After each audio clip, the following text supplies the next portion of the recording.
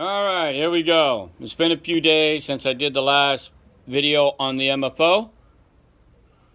Today, we are going to talk about the 2005 Sharm el-Sheikh bombings.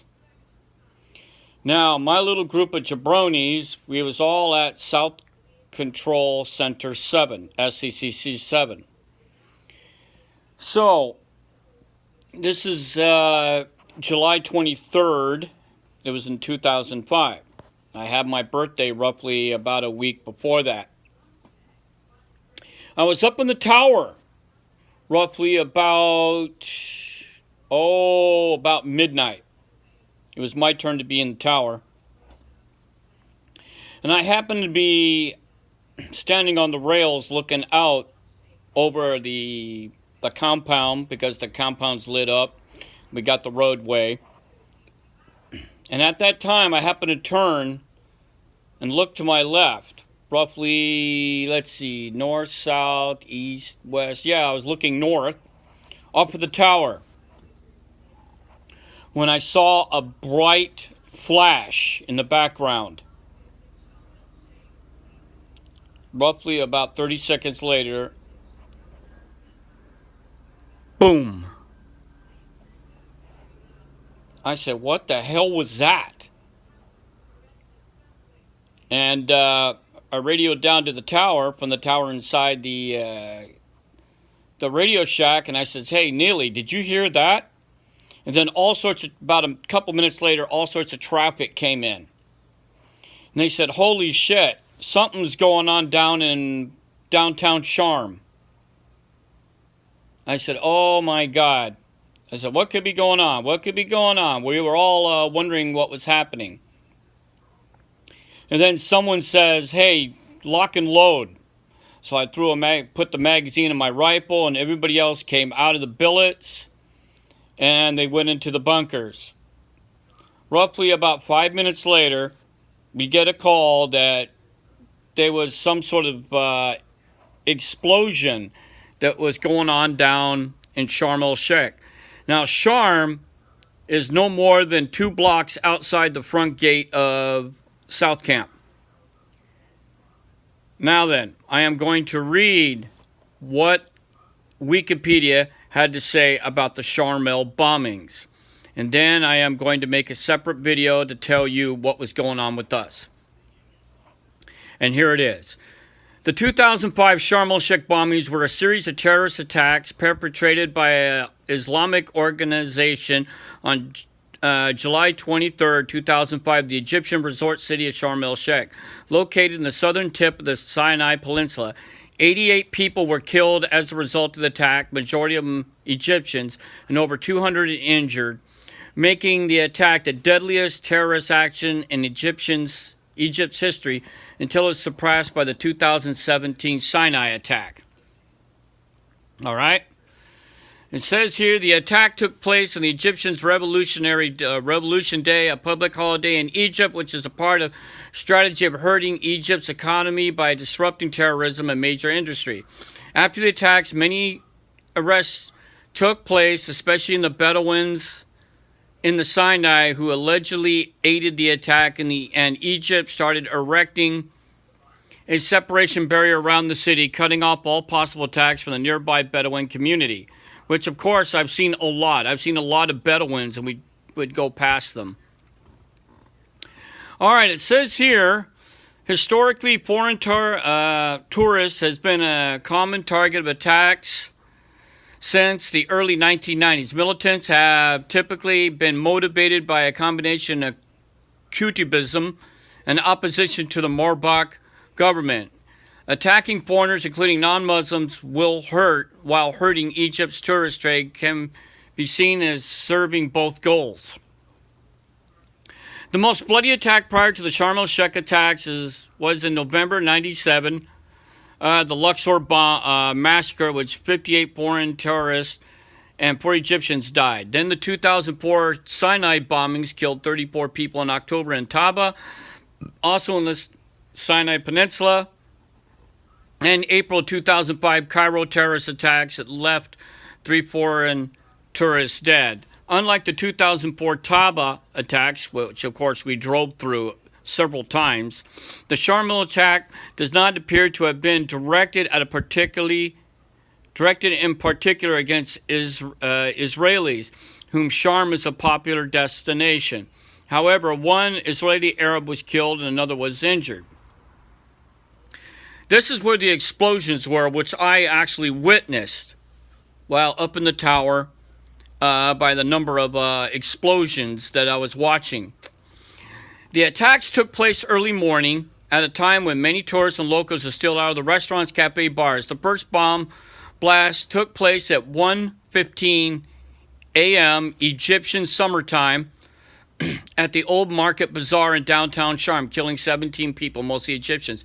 The bomber had abandoned his truck bomb at the market because of the police roadblock.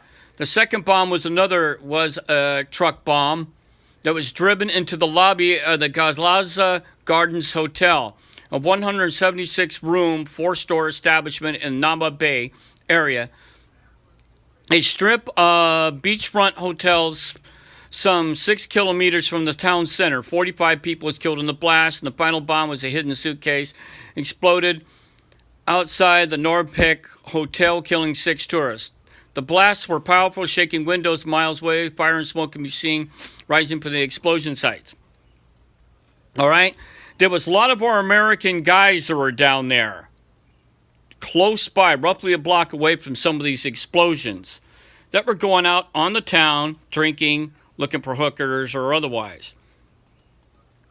According to the casualties, 57 Egyptians were killed, 11 people from the United Kingdom, 6 from Italy, 4 from Turkey, 2 from Germany, 1 from Czech, 1 from France, 1 from Spain, 1 from Netherlands, 1 from the United States, 1 from Kuwait, and 1 from Israel, and 1 from Qatar, a total of 88 people.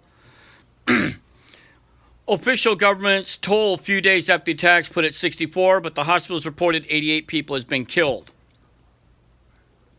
The responsibility, and we heard about these fucking jack-offs while we're doing our train up in Fort Lewis.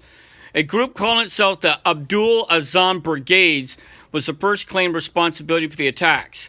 The website of the group stated that the Holy Warriors targeted the Gaza Gardens Hotel and the Old Market in Sharm el-Sheikh, claiming to have ties with Al-Qaeda. The Egyptian government said the bombers were Bedouin militants from the same group that carried out the 2004 bombings in Talba. Arrested suspects claim to been motivated by the war in Iraq. So, and also online, I found a video, which I'll show in the next video of the MFO, of somebody actually recording the bombing when it happened outside their window. So I'll get a chance to throw that up. Now then, after this happened, the entire South Camp, North Camp, and of course all the OP sites, including South Control 7, was put on high alert after this happened. So that means we had magazines and the goddamn weapons. We had, everybody in their body armor and the Kevlars inside the fucking bunkers waiting for shit to happen. Waiting for shit to go down, because you may never know. A fucking car bomb might drive up to the gate, blow it up, or otherwise. So we were on high alert. Now, by the following morning, I had to drive back to South Camp with our medic. And we drove our civilian ambulance down there. So he needed whenever you would travel, you always had a second guy inside the vehicle. And we drove up. As we drove into Sharm, some of the area was blocked off, but not to MFO vehicles we were allowed through.